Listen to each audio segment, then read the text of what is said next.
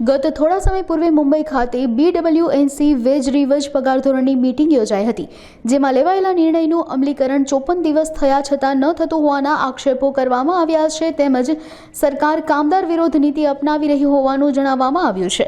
આ સંદર્ભે કંડલા પોર્ટના મુખ્ય AO બિલ્ડિંગ ખાતે પોર્ટ પેન્સર એસોસિએશન અને દીનદયાળ પોર્ટ ઓથોરિટી સાથે સંકળાયેલી 4 ટ્રેડ યુનિયનો દ્વારા મહાધરણા કરવામાં આવ્યા હતા, જેમાં સરકાર વિરોધી નારાબાજીના સૂત્રો અને કામદારો સંગઠનોના પ્રમુખે આવનાર સમય તારીખ 17 ડિસેમ્બરના રોજ 12 બંદરગાહ ઉપર હડતાલ કરવા માટેની તૈયારી દર્શાવી અને સજાગ રહેવા જણાવ્યું હતું।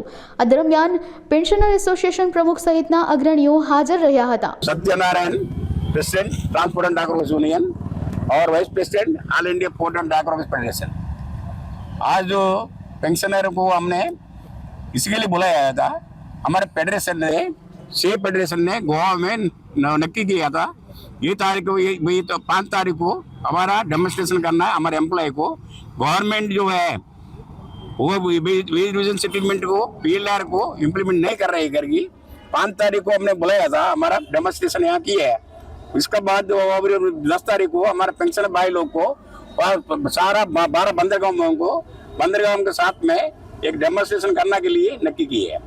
अगर ये नक्की इसके लिए किया है, अगर पेंशनर को इस तरह से भी कमजोर किया जा रहा है, आज 1969 से लेकर के आज तक जितना भी वेज रिविजन मिला पेंशनर को कभी भी इनको डेमोन्स्ट्रेशन में आना का जरूरत नहीं पड़ा। लेकिन हम रेगुलर एम्प्लॉय हम लोग टाइम टू टाइम कभी भी वेज रिविजन आता था, कुछ ना कुछ प्रॉब्लम होती विषय से सेटलमेंट नहीं होता था, तो हम लोग स्ट्राइक में हमारे रेगुलर एम्प्लॉय जाते थे। लेकिन पेंशनर को आज तक ऐसा नहीं हुआ। पहले तो 1969 से लेकर के आज पहले फर्स्ट वेज रिविजन है। ये वेज रिविजन में हमारा पेंशनर को पूरा हिंदुस्तान में 12 बंदरगाह का ये एक रोड को आना पड़ा आज।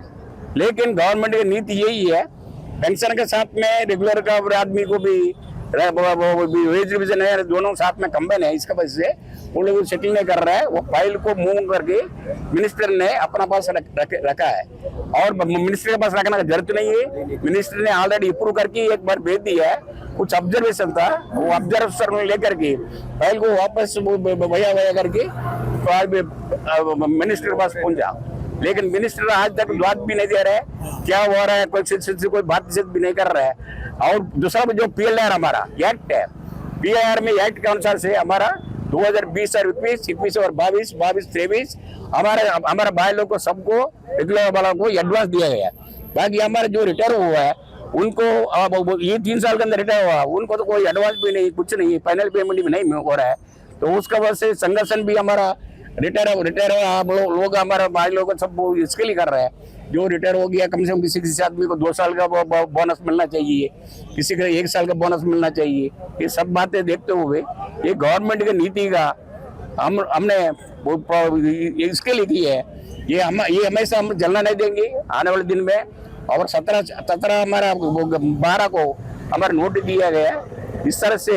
और ये गवर्नमेंट को नीति के हिसाब से देखते हुए हमको ये लग रहा है 17 तारीख से पहले भी कोई संभावना नहीं होगी। हम लोग पूरा देश में 12 बंदरगाह का एक आवाज के ऊपर हड़ताल होगी, इसमें कोई शक नहीं है। रमेश गंगवानी पेंशनर एसोसिएशन का सेक्रेटरी, आज हमने धरना इधर दिया है वो बिल्डिंग के बाहर वेज रिवीजन और पेंशन रिवीजन के बारे में, जिसका सेटलमेंट 27/9 को सेक्शन 12(3) इंडियन IDF के अंदर हो गया था। उसका इम्प्लीमेंटेशन नहीं हो रहा है, 2.5 महीना हो गया, गवर्नमेंट सोई पड़ी है। उसको जगाने के लिए हमने ये डेमोन्स्ट्रेशन किया है। कुछ HR मैनेजर IPA का वो आइटोडाई कर रहा है, वो बोल रहा है कि गवर्नमेंट की अप्रूवल चाहिए। हकीकत में एक बार अगर सेटलमेंट साइन हो गया IDF में तो गवर्नमेंट की अप्रूवल की ज़रूरत रहती नहीं है। ये बरसों से चल रहा है, उसको ये साइड में करके डिलेइंग टैक्टिक्स कर रहे हैं, उसके लिए हमने धरना किया है। मैं राणा विशरिया, प्रमुख कंडला पोर्ट कर्मचारी संघ and Indian national trade federation का सेक्रेटरी।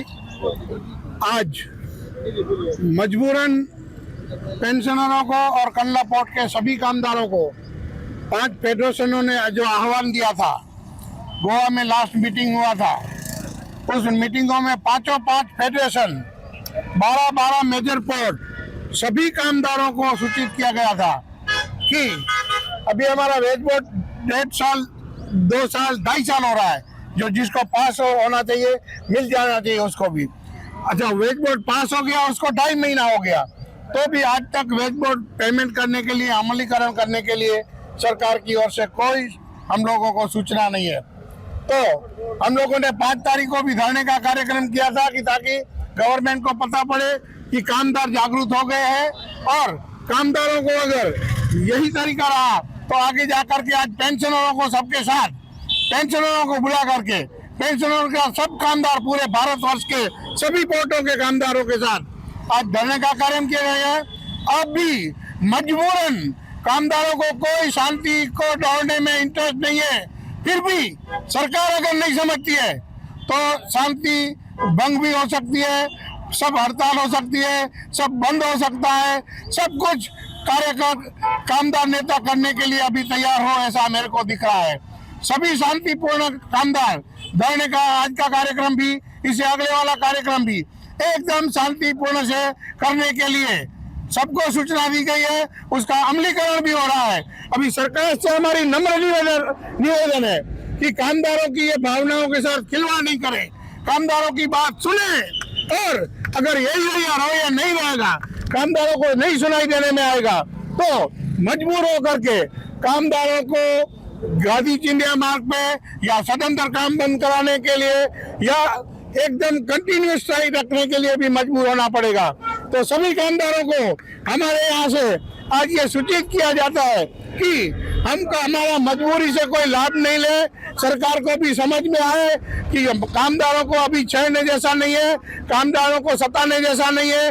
कामदारों के साथ जो डील किया गया है, जो आप लोगों ने साइन किया है, हस्ताक्षर किया है फेडरेशन के लीडरों के सामने, मंत्रालय के मंत्री के सामने, और ऐसा जैसा बताया सत्यनारायण जी ने कि 77 से 72 से कभी भी ऐसा नहीं हुआ है।